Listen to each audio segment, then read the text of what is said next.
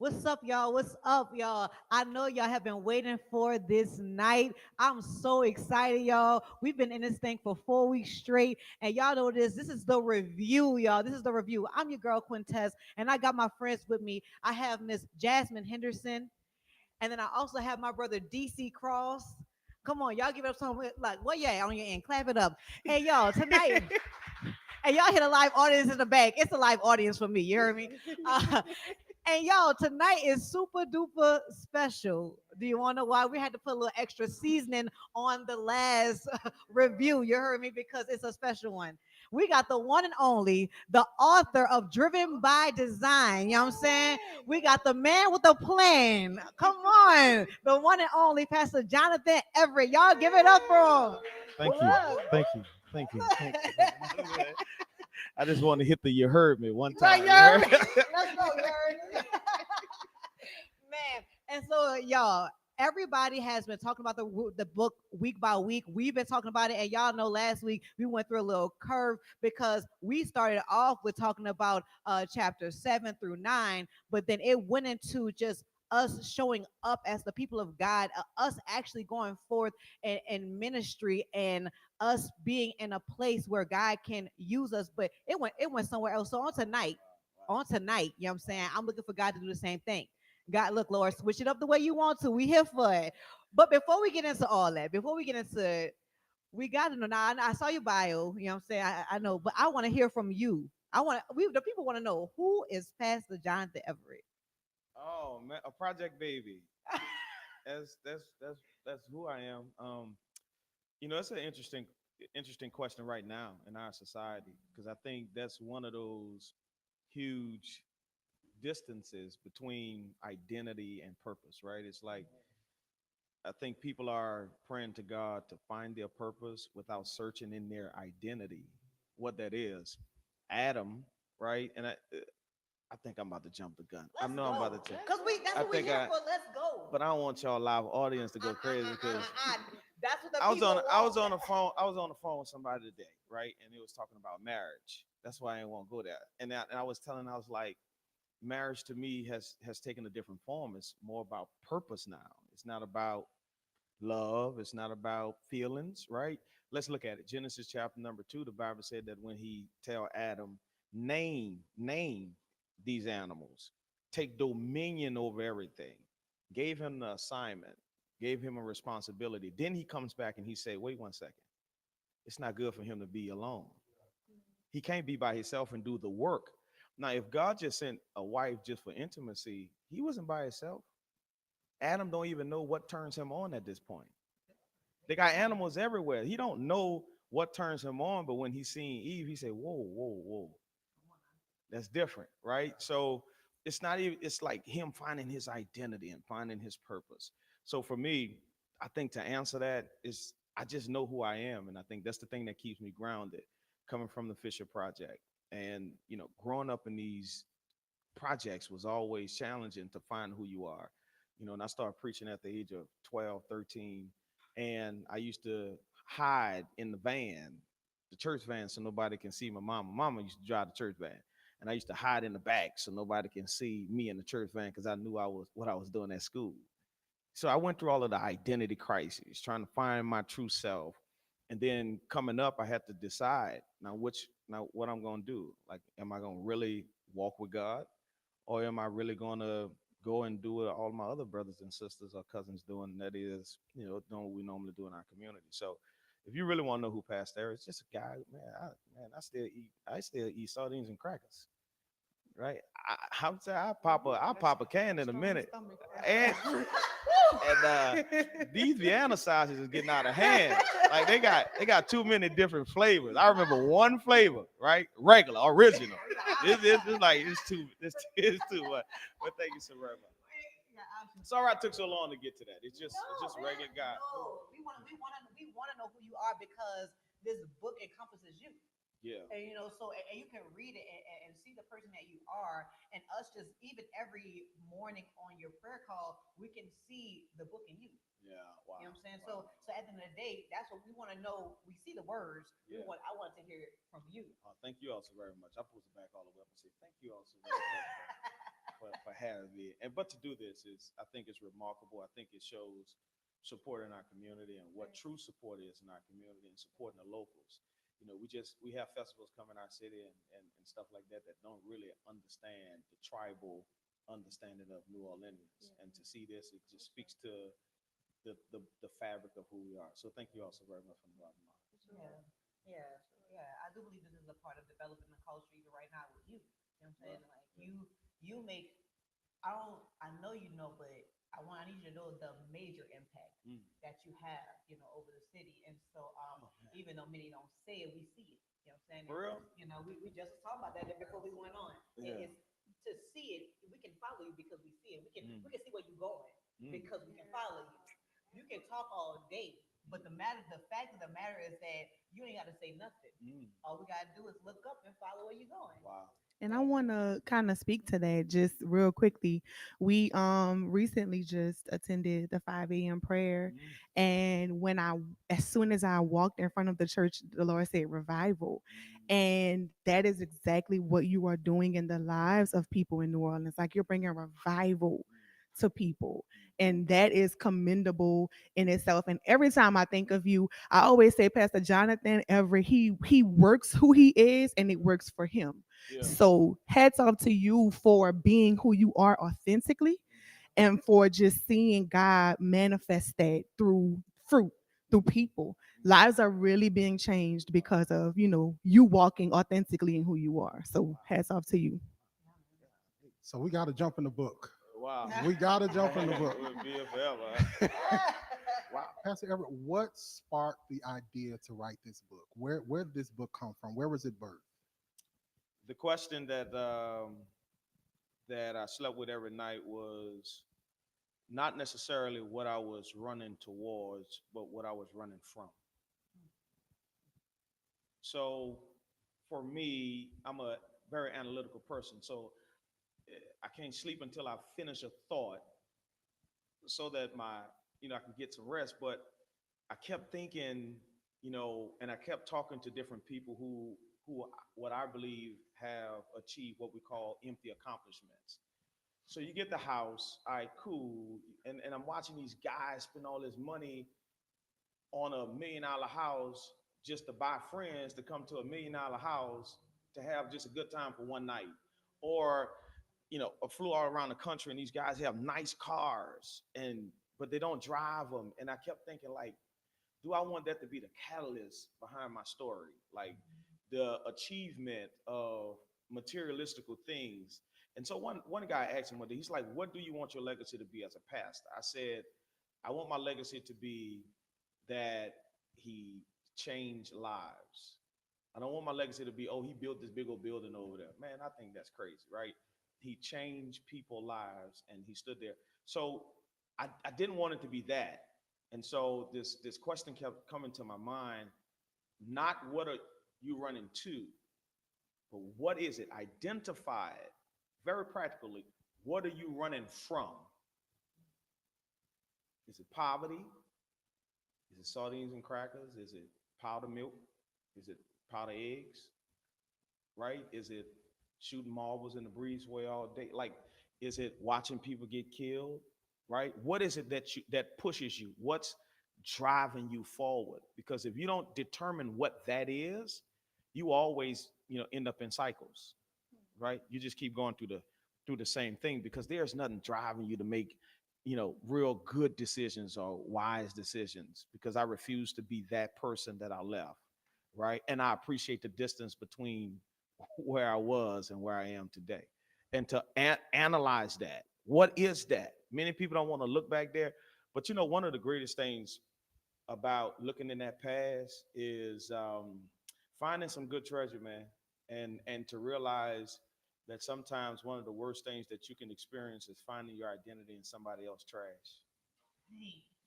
Right. And like really finding really finding your identity, who you are, because some of the best assessments of who you are will come from outside. It's coming from people who are around you the most. It's hard to see the picture when you're in the frame. So even your worst enemy have something good for you to grow. Like they have something to add to your value. They see it, right? So So Jonathan not going into the wilderness to find David so they can shoot marbles. Jonathan goes into the wilderness, looks at David and say, hey man, my daddy know you're going to be the next king. I know you're going to be the next king. He said, and guess what? You won't die in this wilderness, in this cave. He said, I'm going to be right there with you on side. That's their pack. So when David become king, he go looking for the last inheritance of Saul's family. So how you think Mephibosheth came out of Lodebar? He said, I'm going to be good to you because your daddy got me out the cave. Somebody around you have your future. Ooh, Lord. Yeah. Drive you know, it. you know, somebody around you have your future description in their mouth, whether it's your friends or your enemies. So I learned how to be so keen to words that I'm listening to what everybody say and I'm starting to put it into pieces. Because this life is a puzzle. It's about managing moving pieces. It's about living with unanswered questions. It's about being driven by something you refuse to experience again and make a inter commitment. I will never be that person again. Right? So when you ask me what drives me, I'm thinking about sleeping on floors. I'm thinking about waking up with guns in my face.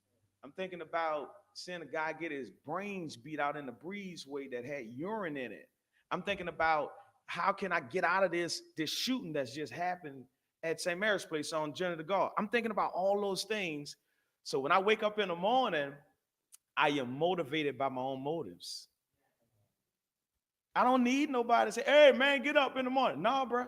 When I get up in the morning, I'm ready because my motives motivates me. Man. What? Yeah, that's true though.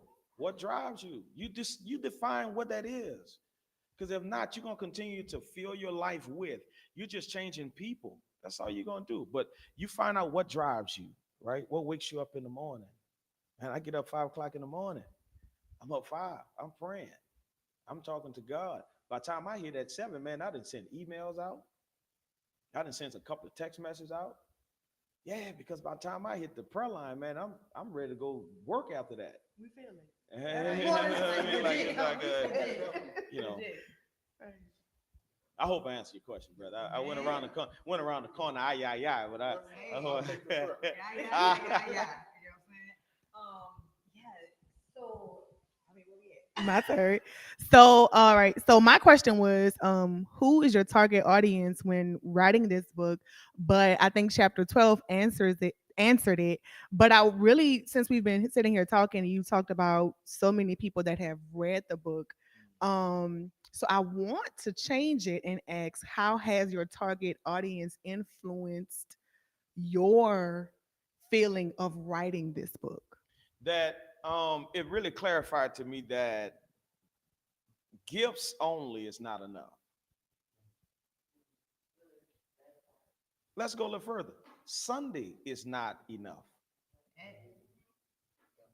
Right. So that audience, the target audience was essentially those who are battling but the borderlines of, should I go forward?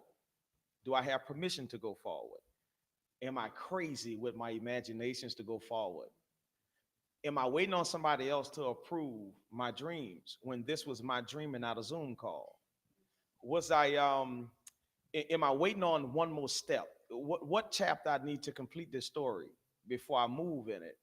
But the more and more that I'm saying, like the response, the reciprocation from the book, it was from people who say, wait, I had all the gifts. It's not that I was doing the wrong thing. I was doing the wrong thing. I was doing the right thing in the wrong season. I missed the win in the last season. I move a little bit too fast. But what I've been getting back from people is saying, all right, cool. All right, check. I got the family. Boom. I got the husband and wife. Boom. I got the kids. The only thing I was missing out of all these things was guts.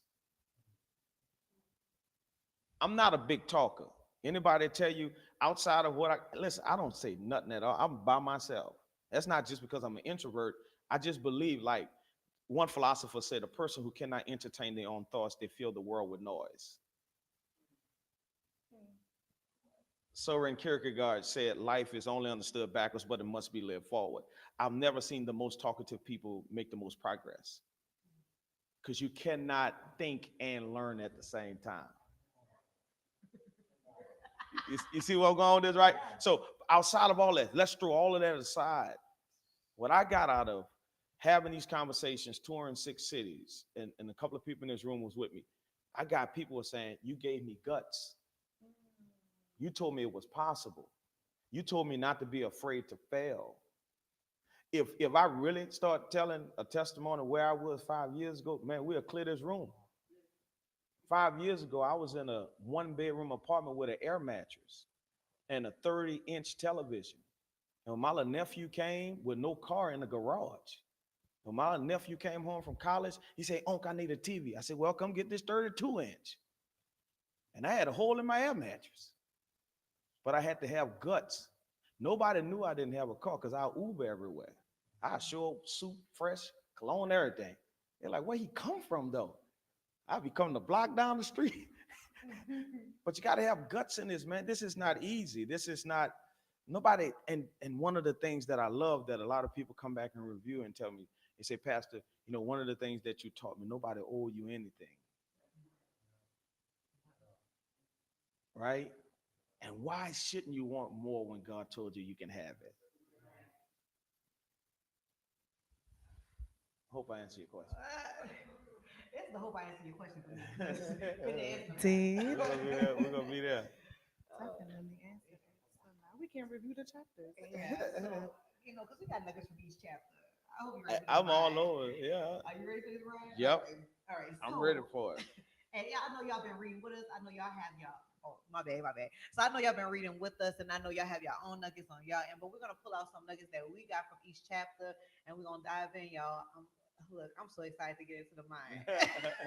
All right, so let me say this: the first chapter was purpose, right? Yep. And for me, not so much of a question, but a feeling, right? Sure. Because some of the things that you wrote, you have to feel it in order to write it. And you took us on page 13. Look, if you got your book at home, praise God. So you on page 13, you said, our problem is that we have cut ourselves even deeper, trying to get closure and make sense of the broken pieces when our hands were not made to carry broken things and our hearts weren't designed to be weighed down with uh, the the heartaches of this world. I'm just tripping, but yeah. So my own when I read that, what my mind does, it comes up with this its own synopsis, Sure. so I can Sure. receive it. And I was like, dang. So walking around with broken things in your hands, all you're gonna keep doing is bleeding. And why am I gonna walk around with that when I could just easily pick it up piece by piece carefully and then throw it away? But why do I choose to hold it? So how do because I know later in the book it talks about us using our pain, Hmm. but how how in this moment when you wrote that you looked at, man, I'm tired of holding on to broken things, like I have to give it to God. It's the same philosophy of people who pain pleasure certain people. I was careful to say that just now because some people need pain to feel love. It was based on I was a diesel mechanic. You ain't gonna believe that, right? Show me a picture. I used to work on Caterpillars, Detroit's. I was a real diesel mechanic, and they had this guy named Brishan Dakota, and he came home from the military, and he taught me about pain. He was one of our top Detroit engines mechanics. Anytime one of the tugboats in the river would the engine would be destroyed, we would fly him to them, whether it's Africa, Amsterdam, Arkansas. And when he discovered that his wife was sleeping with his best friend, I'm the only black guy out of 70 employees. And he know I'm a preacher, so he would come late drunk to the warehouse and he'd be talking. That was one day. Then the next day I see him, he got his nipple pierced. Then the next day I see him, he got tattoos. Then the next day I see him, you see the cycle, right? He then became pleased by pain. And so when I was writing this book, I even assessed my own life. Why do I love what's killing me so much.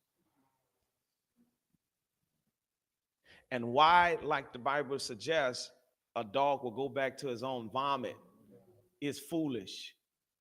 So I was trying to paint this imagery that says, instead of me walking the time, the energy, I'm walking with broken pieces. See, that analogy was really in so many ways metaphorically talking about how we pray small too. We will use that same prayer to pray for the light bill. Don't you know that same prayer, if you change the words, you can say, Lord, just keep the lights on. I mean, Right? Like, oh, Lord, take my blood pressure down. No, Lord, just have my whole body healthy and healed. man. It's the change of perspective. And why, and it's into to a larger point, why am I not worthy of that? Why do I think I deserve broken pieces? And I'm walking around like this is my reward, holding on to something that's cutting me and killing me. But we get so comfortable with it. Like we get so comfortable with the pain. Numb. So we get numb. Very insensitive. So just think about the children of Israel. They're in the wilderness. This is about to be good. They're in the wilderness. They had no business staying that long. No, we're not giving them credit that they had manna raining from heaven and water out of rock. They weren't even supposed to be there that long. Their complaining kept them there because they would rather die in Egypt comfortably than to walk through the wilderness in uncertainty and ambiguity. Listen to what they kept saying. Man, you could have left us back there. Because you know what happens? People don't mind living comfortably in something that is developed. Egypt is developed. They got streets, they got tents, they have rocks, they have straw. Wilderness don't have that. And life is about being uncomfortable. Any place you stay longer than you're supposed to become negative.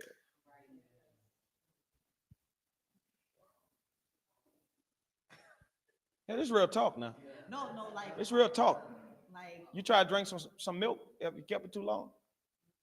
Yeah, it's anything that stay longer than it's supposed to, it becomes negative. And anything that you do not reciprocate on the same level or a greater level, you resent it. I don't care how much you love them. You could be in Dubai and hate the person you're next to because you ain't reciprocating on the same level. Hope I answered your question. That's the Selah moment. I figure we keep going with it. I mean, it's right there. So I did have something to say. I hate when I forget. I should have wrote it down, but it was right there. It was right there. It's gone. Oh no, it's coming back. It's not my age. It's not my age. But yeah, wait, no. So that's what it was. With that, just like Israel, we get confused because God continues to keep us in that. So and I'm not saying like he himself keeps us, but he keeps us mentally. He keeps us, he still covers us, even in those places we're not supposed to be. Sure. And so we get confused as that being a place where we belong. I can add something. Go ahead. We confuse access with approval. Take out this shit. Yeah, it's in the Bible. All right, come on. Thy rod and thy staff comfort you. Whenever a shepherd walked with his sheep, the rod wasn't just to discipline them. The staff wasn't just discipline. The rod was because they walked through towns where they had access to different yards. So the shepherd took his staff, and every time a sheep was about to bite something with dull teeth that he couldn't properly chew, the shepherd would put him back in line. Because just because you have access to it, you can chew on something that'll kill you. You feel what I'm saying? You're too loud. No, it's too loud. This is real talk. So we confuse that. We confuse just because I'm here, I have access, I'm approved for this. One of the greatest tests in my life has been letting go something that was good to me. Come on. This is Pastor true stuff. Everett. These ain't jokes. These ain't jokes. This is real talk. Oh, you getting Listen, it's easy to get rid of something that's hurting you or fatal or imminent danger. The greatest discernment now is not discerning your friend's energy. I knew you know, I can tell you no good. You walked up looking no good. But to discern not your friends, not your surrounding, to discern yourself. Do I have capacity for this friendship? Because I would hate to fail you as a friend. Or do I have the capacity to take on any other assignment? Because I watch what people say no to way more than what they say yes to. Yeah, a person who never say no, they don't have boundaries, they don't have no kind of strategy, they like a city without walls. A person who argue with everybody doesn't have an intelligent integrity. You just out here just arguing with people because you have no moral compass, right? Just because you have access doesn't mean you have approval. That will be a post tonight, Doc. Or her sermon. Hallelujah. A series. Okay, we're gonna break this down. This is true. I'm putting myself I'ma on give- the I'ma altar. give you your man. credit. Nah, you have to give. I'ma give you nah, credit. Nah, it's all you, man. Stir it No, up now. this is Wait, this hold is. up. I'm really I to be thoroughly honest with you all. I love what you all are doing. These concepts, like sitting down and really having conversation and dialogue, because the message is only as important as the messenger. It connects to each other, right? And I really came just to get my root, but I'm starting to really feel this thing right now, right? Because one of the things that I'm adamant about is dealing with the core, not symptoms. I'm adamant about it saying, listen, instead of you putting band-aids on it, no, you need surgery. Yeah, man. I'm adamant about, instead of you talk about you need deliverance, no, you need a prescription, my man, right? It's like at the core of who you are, assess what that is. If I'm the one, if I play majority of that role in that pain, I got to take responsibility for that. I can own that. What I cannot afford to do is to have what we call false progress. I got to lie to myself just to keep going. So who is winning the argument in your head?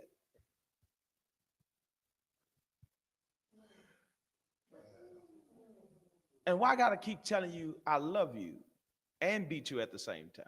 Thank God, man. It's the false progress. That's false persistency, right? Once again, like all of your intentions should have your attention, right? So just because you got access does not mean that you're approved for it. Bring us back. Come on. I'm gonna leave that right there because I feel it all in my soul. Come on. Because when you're preaching on the Sunday, make sure you remember you got. Yeah, I'm telling you, I feel it all in my soul. So we're gonna go on to chapter 2.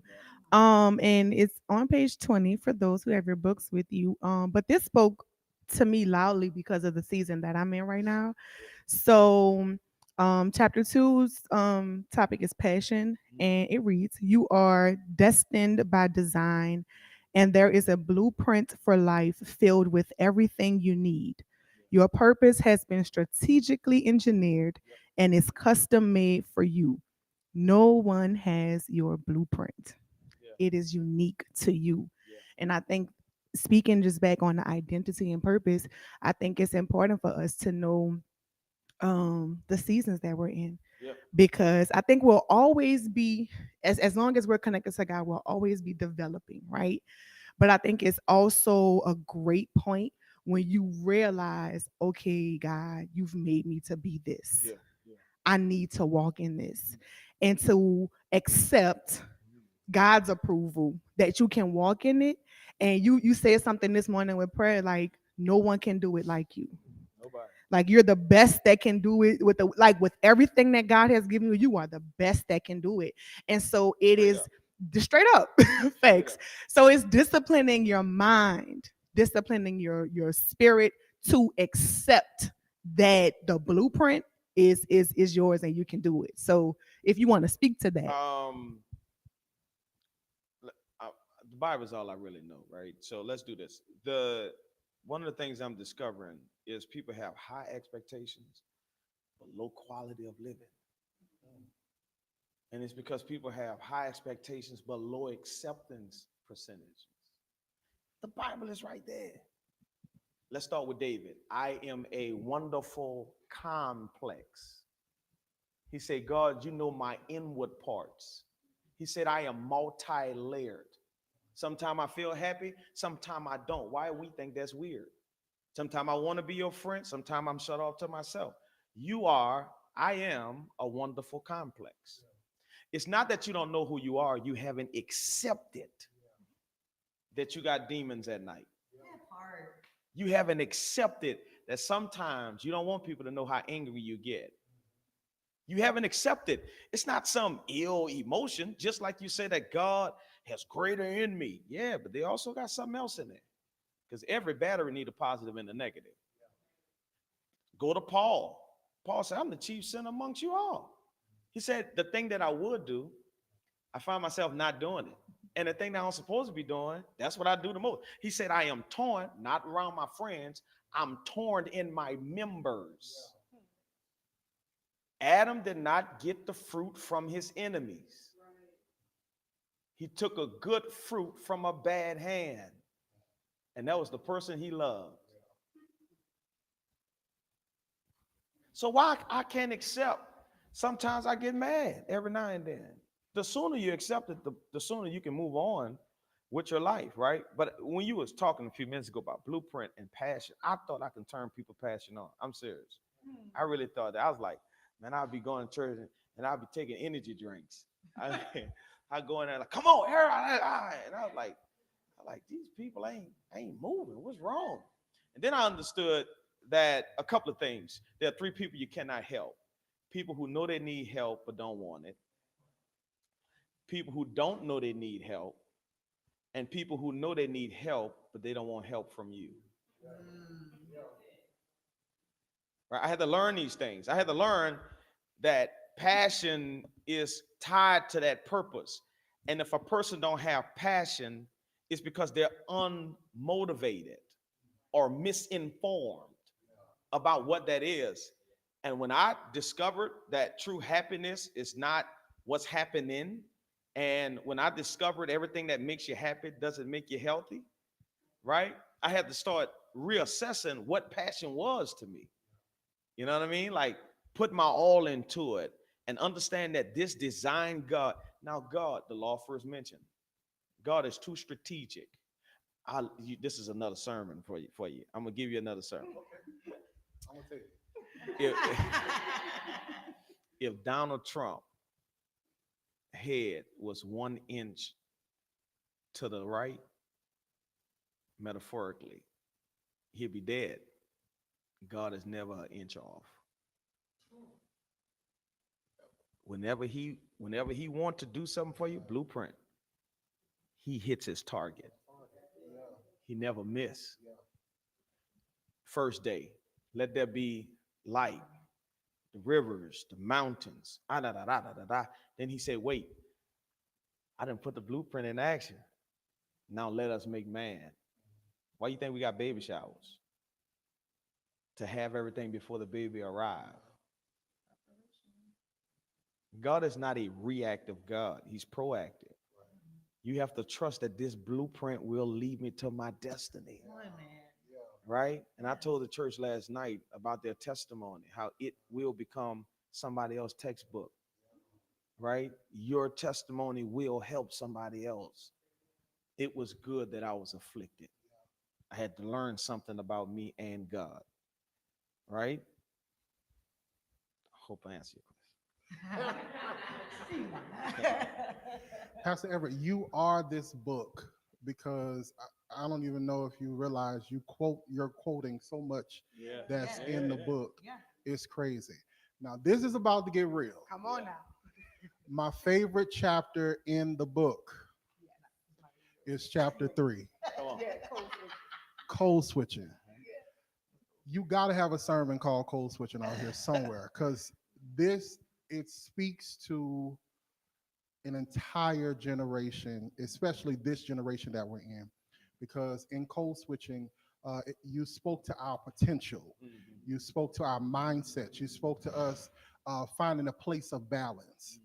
And it talked to us about that. Well, I want you to talk to us about that balance because one of the most powerful things that you said in chapter 3 for me was learn how to speak the language of multiple cultures without changing who you are.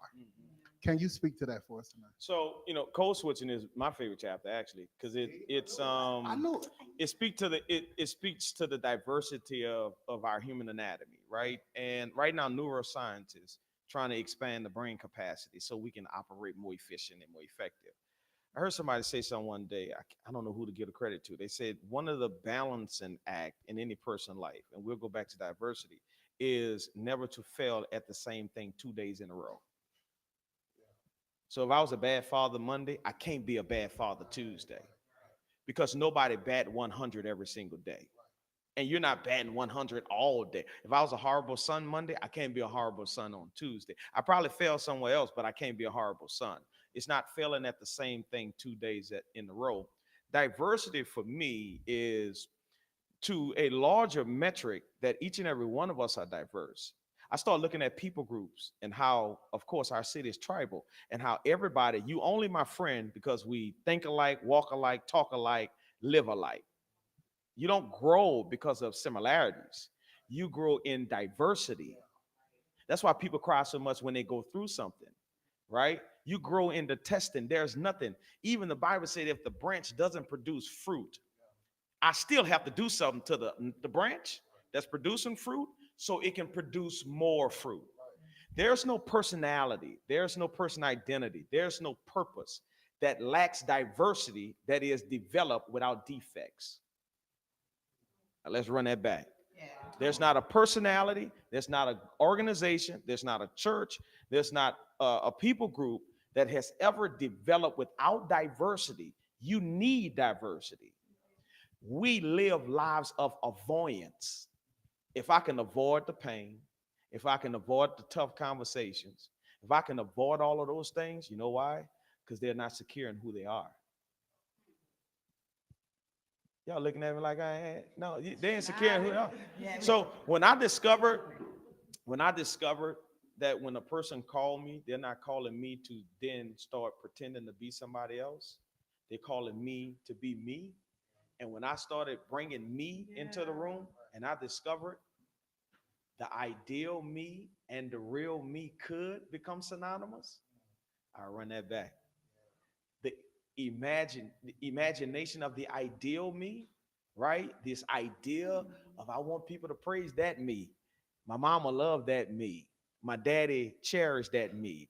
But the real me struggle in a lot of areas. But when I saw the possibility that both of them can become synonymous, both public and private, I walk into every room myself.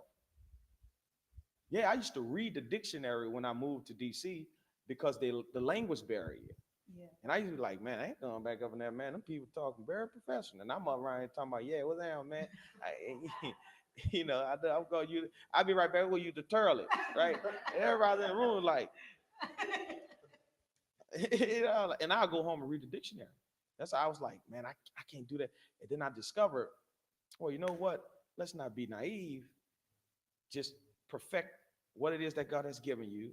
And then here's another challenge for everybody in the room is to decide, even perfecting me, who am I really called to?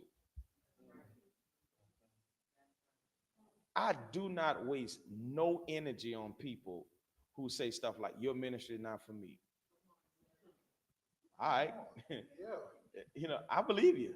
you know, you know, or well, I don't like that pastor.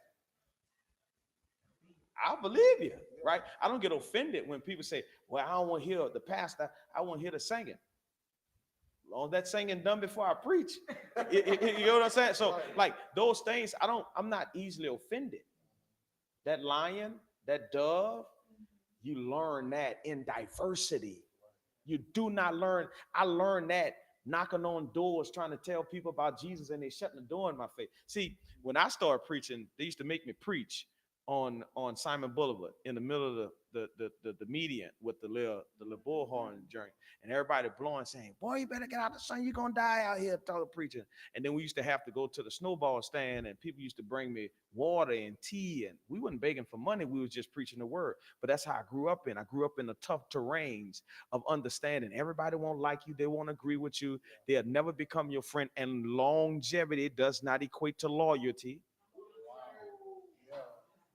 And let's redefine Amos 3 and 3. How can two walk together unless they are in agreement? Message translation. Eugene Peterson say, let's reassess that. How can two walk together unless they agree upon the same destination?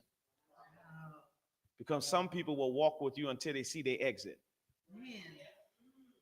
We agreed to get on I-10 East, but when you get around Chef, you just won't just slide on me, right? So diversity is the thing that builds us, man. That's why I can go into these different spaces. I can code switch. I can sit down at a table with 10 billionaires and talk to them on their level. Then I can come talk to my boy on the corner on his level. Then I can go preach, then walk right out of there and speak to the NOPD department. Like you have to be able to move in these different spaces. I can't show up to the NOPD this upcoming Saturday and preach like the preacher talking about at the cross. They don't know nothing about no at the cross. A lot of them people ain't even going to church every Sunday. But if I don't understand the diversity that's in this room, and the challenge for me is to be or to adapt to these different environments, right? So for the person who's wondering, where do I start with code switching? Like how do we even take that first step? Like, do we network? Oh yeah, that's social development all day. Okay. That's You can't integrate yourself and isolate yourself and feel that diversity, right? It has to be like walking to the room for Thanksgiving around our Caucasian brothers and sisters, millionaires in our city, and one of them say, can just give me that gum out your mouth because you're about to talk to some high profile people. You can't learn that behind a computer. You see what I'm saying? Or walking in certain environments, you're like, man, everybody got Wranglers on. And you got these name brands, you're like, I'm gonna be right back. You can't learn that behind a computer. So to really understand that, that's a social perseverance. That's me really getting into these spaces and really understand these spaces exist. Like going to country club and start talking. You don't know nothing about golf, but I mean, you got to get in there and start learning it and going home and do your research and understand. Now, the next time that I'm presented with this, oh, you know what? Let's do a birthday golf thing, because now I can introduce some other young black boys and girls to something that I never been in. So that diversity and those pursuits that you endeavor in, it leads to more roads for other people. The bridge. Yeah, the road less traveled. Now, we don't take hold of that bridge because we get so stuck in who we are, Oh, of and so it's course. like, oh man, I don't need to change. It's the pride. Yeah, Pride says, no, they're gonna take me for who I am, yeah, what they like yeah. or Be not. right outside too. Yeah, And right outside, yeah, and looking through the right. window, talk about, man, what they talk about in there. Yeah. You, Well, you. They talk. Hey, they that man. He's still at the window. He's still right there. Look over there and tell me if he's right there. He said, "Yeah, man. It's an interesting thing that you said that, because we're living in a generation they would burn the city just to keep warm.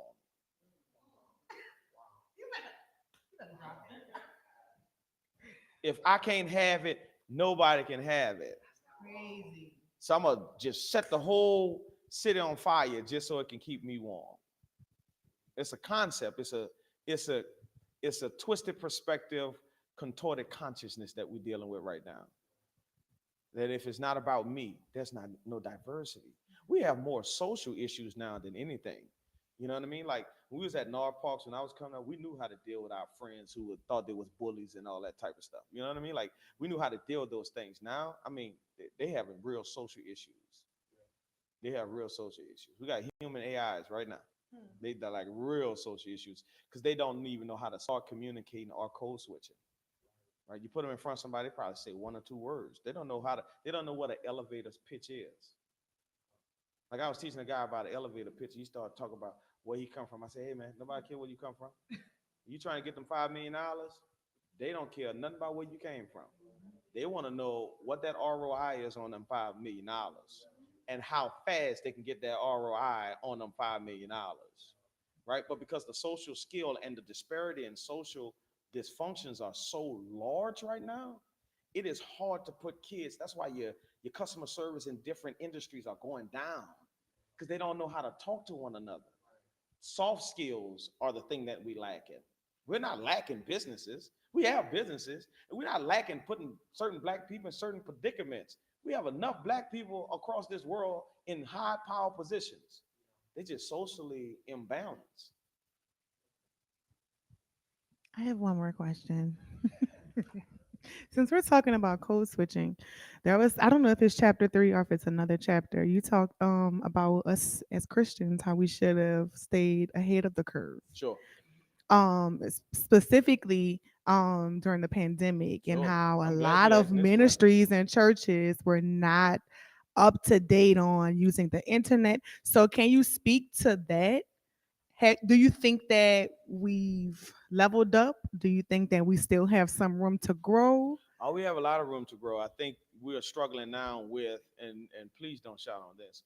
We're struggling now understanding the balance between order and operation.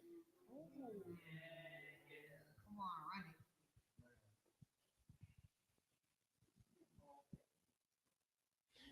The pandemic has exposed you and I to more black slave owners in the church than the white ones. I have a philosophy, and my team know if I have to hold it to have it, you're the wrong person in my life.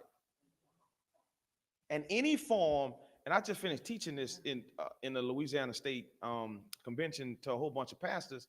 I said, man, listen, man, I lead people and manage policies. Because if you manage people, that's a lower form of slavery. People buck up against that. No, ain't no. The policy says sign the book, sit down and wait till we call your name. I don't care if you feel like it, you're a Democrat, you're tall, dark, handsome, your mama got money, your daddy got money. If you want to see this doctor, sign that paper and sit down till we call you. They managing a policy. That's why the girl behind the desk don't care nothing about how you feel. Because she says you respect our what? Our policy. I don't spend not 1 second pastoring talking about why you 10 minutes late. The policy says if you're 10 minutes late, this happens. But I'm not about to waste time talking about what the policy taught you already. So when you start talking about ahead of the curve, there one preacher told me, he said, man, you be careful on that Facebook because it's like the hypocrites in the synagogue. And I really wanted to take something back, but the lion in me wanted to take something back. But I think somebody got my attention. I want to you. Pipe down, lion. Pipe down. Don't do that. That was a trigger just now. I didn't. But I didn't text. I didn't text back that night. I didn't text back that night. And he texted that, and I had just got on Facebook. Well, I was on Facebook, and he texted, and I ain't say nothing. But oh Lord, I just fast forward 6 years later, he on every day. Come on. So when you say code, let's go. All right. So you say code switching, and this is not just talking about being ahead of the game. This is really doing proper assessments of certain doors that's open. So I did TV, Channel 20. I was paying $1,500 a week. That's with production and the air slot. I had to pay people. I had to pay for marketing tools to advertise to people to come watch TV. That's $1,500 a week. Facebook, that's where everybody at for free. Free. I didn't understand that hypocrite in the synagogue, right? But when I was doing it, everybody thought I was crazy. I've been doing it, before Periscope came, right? I can say this right now on any platform. I was the first pastor to do a prayer call. before you Jamal Browns, all these guys know me. Before you Bishop Walker, before all those guys, I was doing prayer call and a conference call. This before they stopped letting you put that big old identification number in there, where you just call in down to a number, right? And so being ahead of the curve is the benefit of saying, I see it. I'm not waiting on somebody to approve it. And I'm not a part of this demographic that says, I got to wait for you to show me. They got people still to this day, right now, that's passing the church without a Facebook page, without a camera to shoot their live screen. You don't even need to pastor physically to churches. The minute that you open that Facebook Live and Instagram, that's your second location. But they don't look at it like that, right? And their philosophy is, I need order. Well, you can't control everybody on the internet, Rev. No, Rev. And if you got a control problem, you're in the wrong position. Come on. Right? That manipulation, that cult, that do it now, sit here. What? Hey man, that stuff don't work online, Rev. No, it don't work online. You got to control you now. I think another issue or another barrier, I'll put it that way. Another barrier that a lot of leaders have is just the lack of resources, whether they hinder themselves from networking or they don't see it. So there's a lack of vision there. Um what helped you to adapt to the vision, catch on to the vision and like run full force with it? To be thoroughly honest with you, I think for me it just was, I was just going with the wind. I didn't wait for somebody to tell. Like I don't know how that worked. I'm really not a. I don't know how to describe it. I'm an anomaly. Let's just say that. But I don't I don't know how to really let grass grow under my feet. I'm not that guy. If I listen, if the Lord tell me yes, no is the wrong answer. That's my philosophy. You cannot tell me no when he told me yes. I don't care what metric, plane, bus, swimming, I'm getting there some kind of way. Nobody could have told me we could have put over 7,000 people at Ted Garment for Resurrection Sunday morning. You can't pinch me right now and tell me that. I still left the brand equity in that service. I haven't used it yet because I'm still trying to process how that happened, right? You talking about having over 7,000 people in a stadium for the very first time in history of church happening on a used to be plantation. The only reason I'm sitting here tonight is that I don't wait for the pie. I take them crumbs and go with it because the same ingredients that's in the pie. You said that in the book. You said sometimes you can't wait for the honey. You have to use the cow Yeah, and the bee. So you yeah. said that. So and that Man, was it. pieces. Yeah. Listen, I would say something else, but I don't know if I'm gonna get in trouble. We got you, babe. It's greed.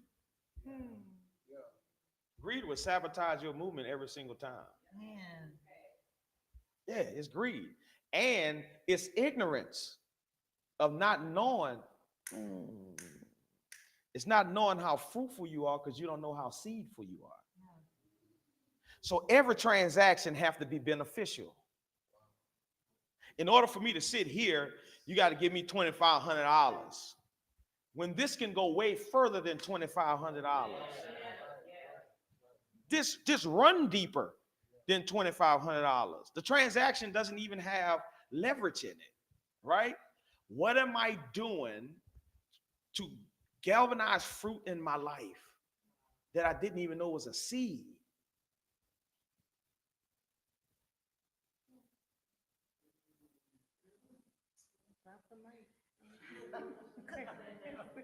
Because as a people, we missing it. Like we're just doing stuff. Yeah, one philosopher said if you're 100% sure, you're absolutely too late. You'll never be, listen, vision will never fit within your budget. Vision will always outlive you. And vision is for more than just you. I've never had money to do what we did. Never. Never. I have never went to sleep saying, "Whoo, thank you, Jesus." Boy, we touched that budget right there. Never. But it don't stop me from doing something else. Because the provision is not my responsibility. That's not my job. I'm worrying about God's stuff. That's God's business. And when I learned how to stop asking God for man stuff, you don't believe me? I guess I got to go to the Bible. The Bible said, here it is, that man kept on asking everybody for something, action of alms. He was asking them for man stuff, arms, tangible. But when Jesus walked up, he said, no, I need to be healed. I asked you for God stuff. I asked them for man stuff. That is the best corrective action in prayer. Majority of people pray asking God for what a man can give them. Now, I ain't talking gender. I'm just talking social groups, organizations, parties. When I pray, I'm asking for what only God can give me. Why would I ask Warren Buffett, do he have $5? Hey, sir, you think you got $5, man? Warren Buffett? That's an insult. They missed it. Warren Buffett, a billionaire, walks in here, the richest man on the earth, and he walks in here right now. That's an insult for me to ask him anything less than who he is. They missing it. When I turn the corner, we all gonna shout. So why are you asking God for anything less than who he is? And this is the confidence we have in him. Come on now. First John 5:14. You know what I mean? Like, man, I do not. This is real talk. This is real talk. I really ask God, God, give me only what you can. So when I step up there and I say, I'm going for every lost, unsaved soul in New Orleans, man, I don't care what no preacher say. I don't like none. I ain't like that. Don't make me get started now. We really gonna get in trouble. We about to cancel the whole live.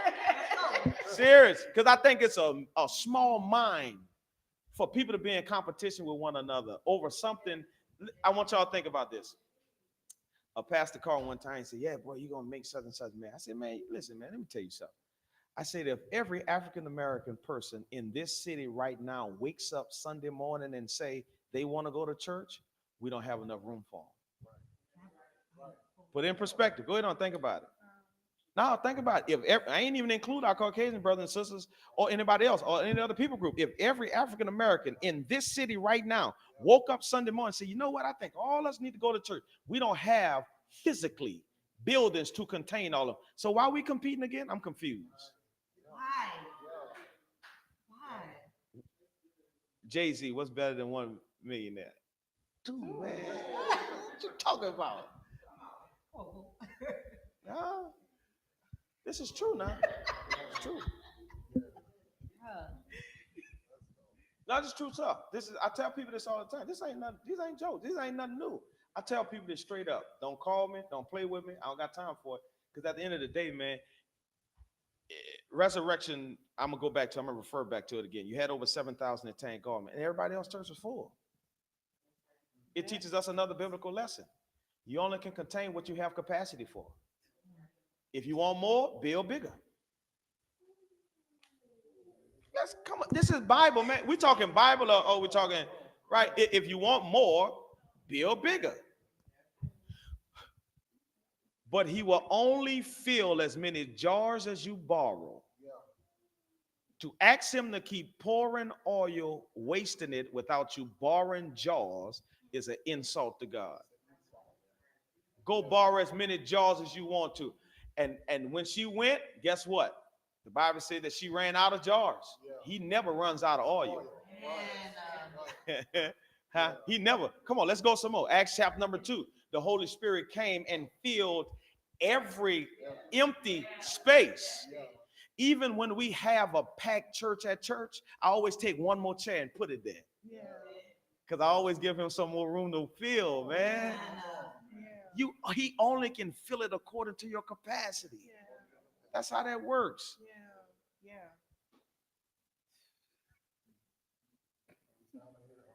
So if you got a pint-sized heart, he only can give you pint-sized enough love. If you only have percentage for peace, he will only give you that. He only going to feel what you have capacity for. We would rather buffer than to reset. Come on, say it again, man. We would rather stay on loading than to reset and restore space for more. We would rather become storage of all these different conglomerate of things that's insignificant. Emails we don't even need anymore. Storage space, pictures we don't even want anymore. We would rather all that pile up than to take time to delete it so you can make room for more. So if more not coming, I don't have room for it. Because he gonna fill it according to his occupancy. You want more? Give him more space. So I need you, for me, before people start logging off, I need you to talk about this for me. Crowns are beautiful, but they're heavy. Very heavy. As all of you all know, like public impressions are always can be totally different than private makeups or images. And I think a lot of times that we now have settled for a selfie than the story.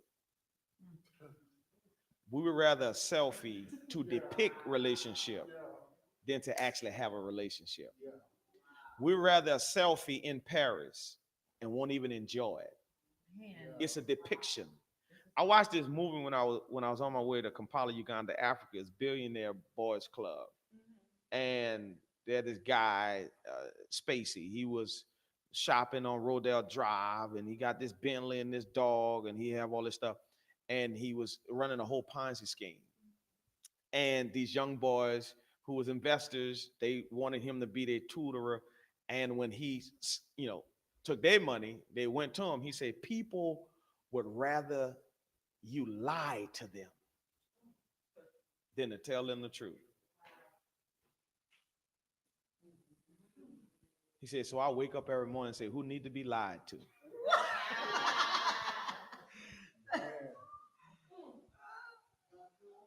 Beautiful crowns are always a depiction of beauty, but it doesn't show the bandages. Every ballerina can tell you, it looked nice, but it hurt.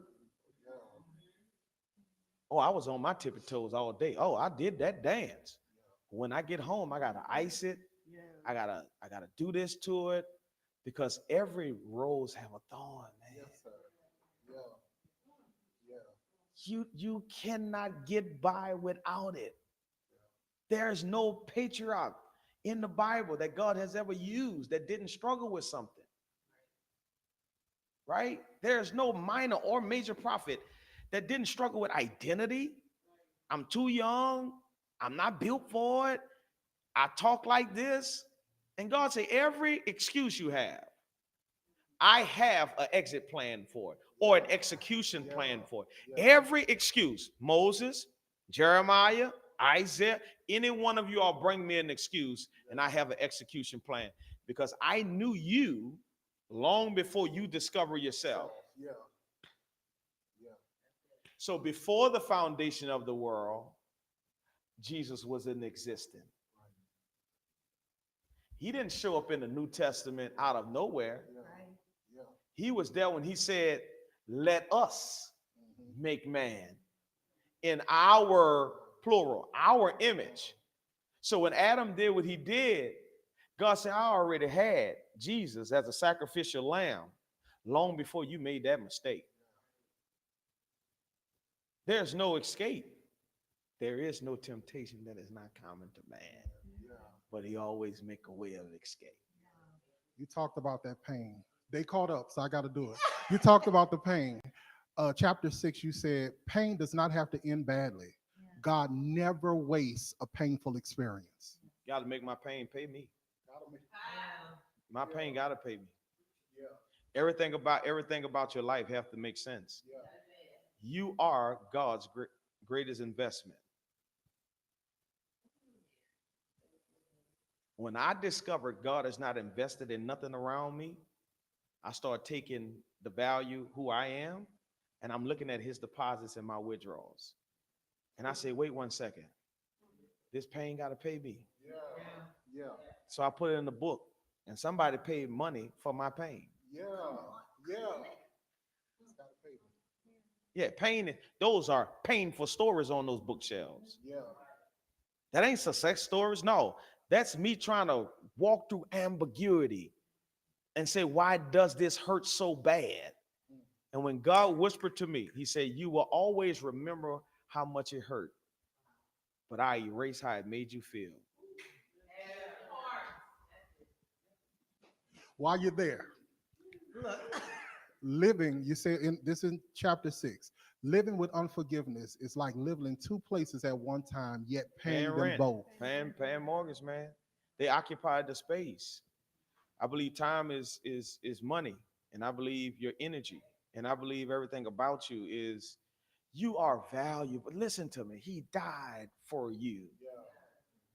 If that ain't the value system, the if that's not to show you how valuable you are to God, I don't know what else going to prove to you that you don't have the time to pay rent in two different spaces and one you're not occupying. When I discovered that I have to live life with unanswered questions, I closed my own doors. Oh, I ain't waiting on you to close nothing for me.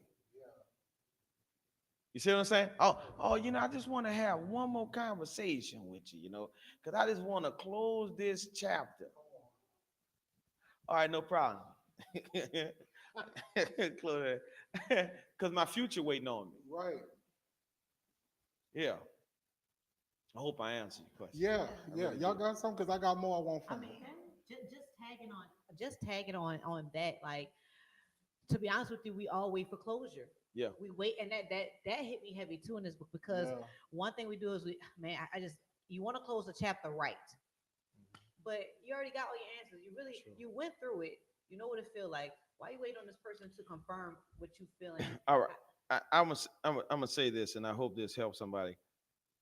People who are still waiting in the balance of closure are people who have not received the clarity of what he's delivering you to. See, if I walk every exit is an entrance. If I walk out this door, I'm walking into something else. So majority of people, we say closure, but what we want to say is I'm unclear because I don't know where to go next. Because if I knew what next contained, I would close this fast. You tell me, oh man, you tell me I got a job for you making $1 million a day. Man, what? Put your mama on the phone.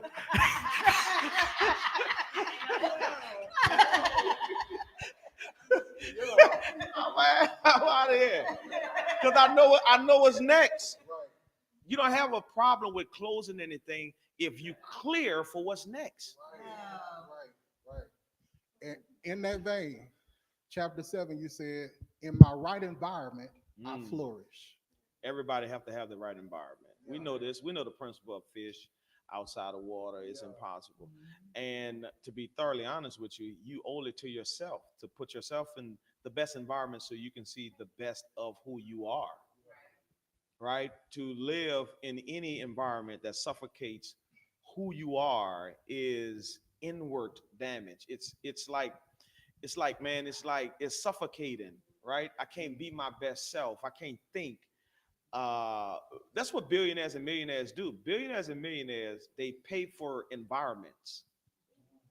So in their entire schedule is environments for them to be creative. Massages, workout, reading. I go to this restaurant. I go here. Because their 5 mile radius is surrounded by their creativity. What triggers them? What makes them emotional? They can't hear bad news before this time. I tell everybody's not a Monday conversation. So there's certain people I don't talk to on Mondays. Because you can't start my week off with your trash from the weekend. Come on, man. You know, my baby daddy came over here Sunday. Man, I don't care about your baby daddy. I'm trying to have a good, productive week, right? Because I'm at my best on Monday. You see what I'm saying? So if you don't create those spaces and environments, you're only, like James say, to have faith and no works, you're only fooling yourself, right? You're not thriving the best way that you're supposed to thrive. Hope that's helping somebody. Oh, it's helping the people in the back. I hope you heard them. The people in the back. I hope you heard them. Yeah. This is the conversation for me. I got more Okay, questions. yeah. All right. Have you- We're in chapter 9 now. Yeah. You're talking about installation process. Mm-hmm. And you say it's important for us to go through the development process with grace and patience Sure.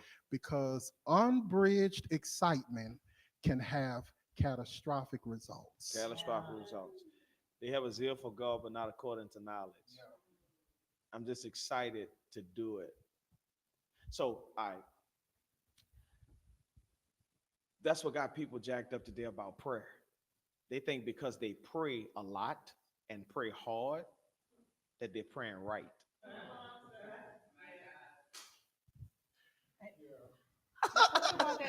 You can pray hard. You can slob down there. You can speak in tongues. You can do all of that. But if you ain't praying right, you learn that in the gym. You learn that in track. You learn that everywhere. If you're not doing it right, the right form, the right agility, the right patience, it won't be effective. So what are we talking about? Anybody who get excited, I always say, well, calm down now. Don't get excited now, right? You get excited when you start seeing the fruits of your labor. When you pace yourself to stride, not strive. Striving is putting all of my energy towards an object. Striding is me taking long, intentional steps in one direction. You see what I'm saying? Like you got to know that. If you don't, then you will find yourself keep getting excited, hopeful about something that didn't promise you anything or promise you the result that you expected. Just excited, just happy. I ain't producing nothing. You said that this morning on prayer, we have to learn how to live wisely, instead of trying to live right. Yeah, yeah. So, all right, Pastor. All right. So I pray every morning. I'm living right. I'm living right. Yeah, but you spending your money bad. So what you think gonna bring you peace? You just praying? Because peace is not produced by prayer only. It's also produced by practice. And I go to sleep good when I have money. I was supposed to say that or something. Like, yeah, I get peace. No, I don't got no enemies because I live wise. There's wisdom literature in the Bible for a reason. It's to teach us how to live. Look at the ant. The ant go in the summer to get the food as a colony. So when the winter comes, they can have something stored up, which means that we're going to always have 7 years of famine and 7 years of harvest.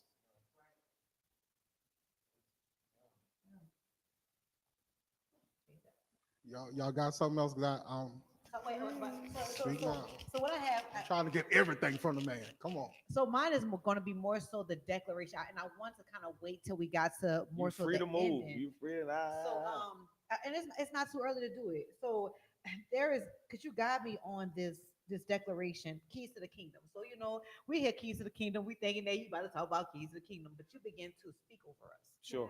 And I said, bruh, Yeah. like I felt what you were saying. Yeah. You read words sometimes, and you just read them, and you're like, oh, that's what's up. That's nice that they saying it, but I felt what you were saying, and I was speaking over myself. And so tonight, I want to speak. Page 111. You got your books with you. I'm saying, turn to page 111, and I just want to speak this real quick to us, and this is just to encourage you, man, because if you read the book, you are inspired that whatever's on the inside of you, it is there, and God has purposed it, man. This man who is is who he is because he is who he is because he understands who God created him to be. We are who we are because we understand who nobody was doing this, but when God spoke it, I knew we had to go forward. I didn't know the reason behind it, but so I was telling Pastor Everett, a man who been 5 months clean off of pills came to me and said, "Man, I've been watching y'all," and I was like, "For real?" He's like, "Yeah, man, y'all help me. Y'all help me get up in the morning. I listen to y'all. Start quoting things from the lives. You don't know what you're doing. You see maybe two or three people on, but you have no idea the impact that you're making. So you gotta move when God says go. Like he said, the answer is not no if God said yes. Yeah. If Yeah. that ain't it, you know. So I just Before want you make this go declaration, ahead. let me tell everybody this, and this just tap me. Every idea, every goal, every vision needs a thought for permission to live.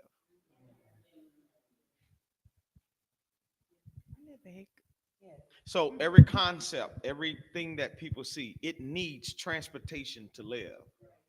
Because if you're gonna have it in your hand, it got to go through your head first. So the keys are thoughts, igniting thoughts, emotions, feelings. That's where the declaration came from. Say, no, you have permission. You're waiting on somebody to give you keys. All your keys is in your hand. You got the medicine. Who are you waiting on? I like so I don't live by philosophy thinking outside the box. There is no box. Nobody never showed me the box. Where the box? What are the metrics? How big this box is?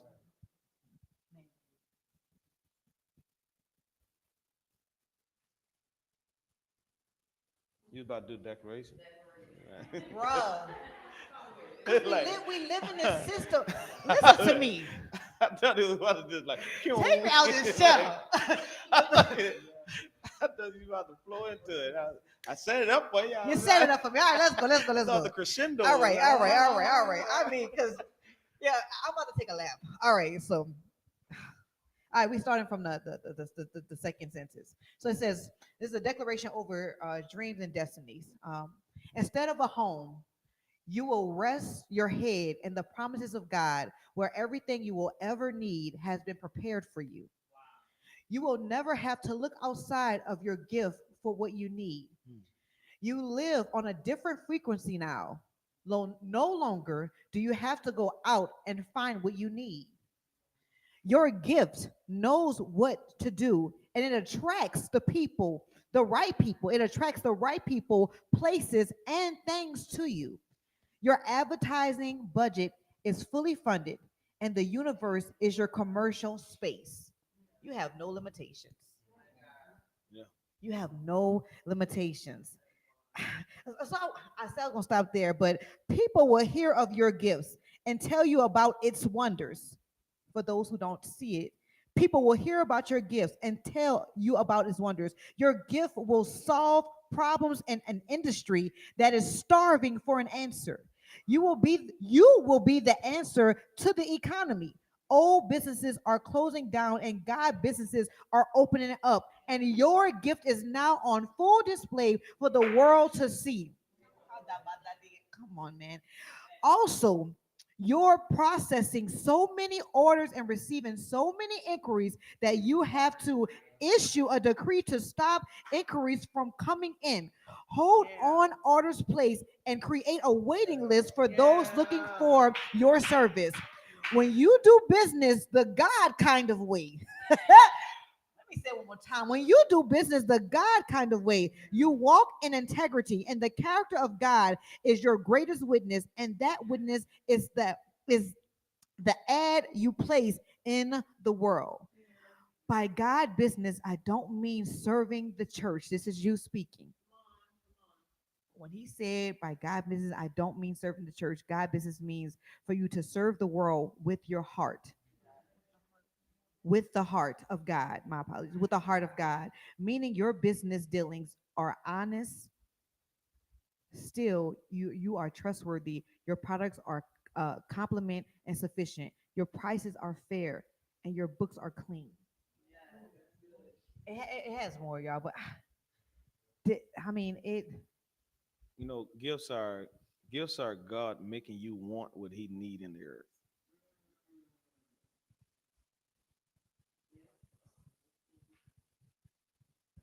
He make you want what He need. I want to be this. That's because He need that. Because your life is an answer to a problem.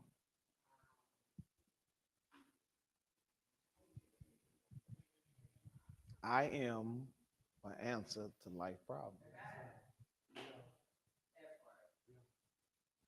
To only think that you are restricted to a building, you limit your potential.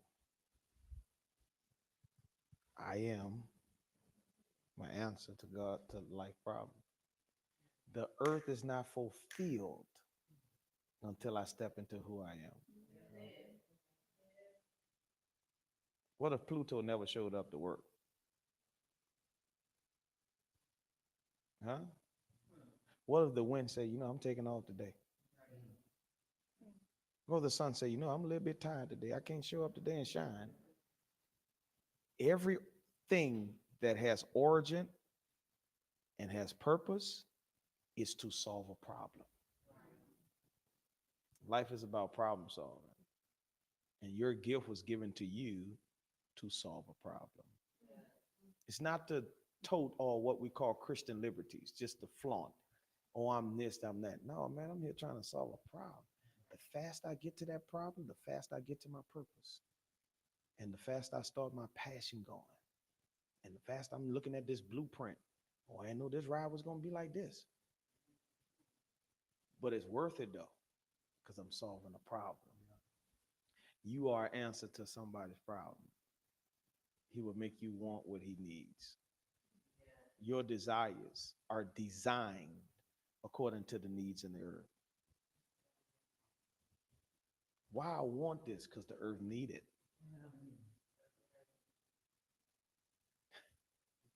Huh? Why I want to be a millionaire? Because God trusts you with the millions, because he know you're going to give it to the right people. See, there's always a need. There's always a problem. And when people discover I am just at the core of who I am, I'm a problem solver. That's why I excel at the most. I'm the guy who look for the problem. Say, oh no, you can do this. When I identify that in my son, when he was 4 years old, I would see my son like doing certain things. And I'm like, oh, okay, all right. So I messed stuff up on purpose to let him perfect problem solving. So I let my tennis shoe be over there, and the other one over there, he'll just pick up the tennis shoe and bring it over there because he's a problem solver. If you don't know that, then you allow problems to be your prison. When problems is your platform.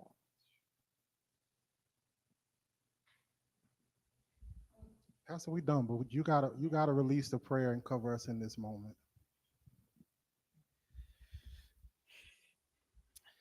Sweet Holy Spirit, we thank you for this moment. It's a theophany moment, is when you break the custom of time and you scale back the systems and the normal operation of the felonies of life. And you said, no, let this be at Maroon on St. Charles on this day, to then birth a fresh drink or drop of your water. And so, Lord Father, honestly, we want to really say thank you that all of us can be in this one place, very eclectic and very diverse, and conglomerate of circumstances and resources and gifts. And all of us come to this common denominator that in life, I'm really just a problem solver. I'm somebody answer. Somebody right now been praying for me all my life just to meet me. Somebody need my warm embrace, and they've lacked it for so long. Man who been lame for 38 years. Just one day with Jesus changed his entire life. So I speak, I decree, I declare the agitation is purposeful. It's not necessary. It's not negative. It's necessary. It's not misery. It's just a moment. It's not my define or definition, Lord. It's just a mistake. So I pray, Father, as we all Oh man, as we all in this room tonight, that you see past our pretensions and you see past all of what we presented tonight, and you look at what we hide in, because we are not who we think we are who we hide. Lord, tonight, there's some of us in this room. We thought all this time, Lord, our zeal and our passion was what we was running to. But we discovered tonight there's something we running from. Whether it's abuse, whether it's neglect, whether it's domestic violence, whether it's poverty, whether it's criticism, whether it's scandals, whether it's jealousy, whatever it is that we're running from, allow us to manage the manifestation, that our desires stop fixing our past and our desires start propelling us in our future. So I decree this tonight, Lord. And I ask, Lord Father, before we leave this room, that you have a sweet moment with us. Lord, tonight, if I'm asking too small, can you do this or something greater? It's in Jesus' name I pray. Amen. Amen. All right. So we just thank you all again for just tuning in with us. You can follow all of us on our respective social medias. I am at Jazz C. Henderson, the Elder, DC Cross, Quintess Cotton, and of course, Pastor Jonathan Everett. We're going to come back to you guys in the fall. If you know of any books that honestly speak to victory over grief, I'll put it that way. Hit us up in our DM and just suggest those books to us. And we look forward to um, these conversations continuing even after this live. And we thank you all again for your support of the kickoff of the review. And yeah, thank you all so much. And we'll see you all soon. Thank you all so very much for the opportunity. you. Thank you all for the Thank you so for much. doing that. Appreciate it so very much.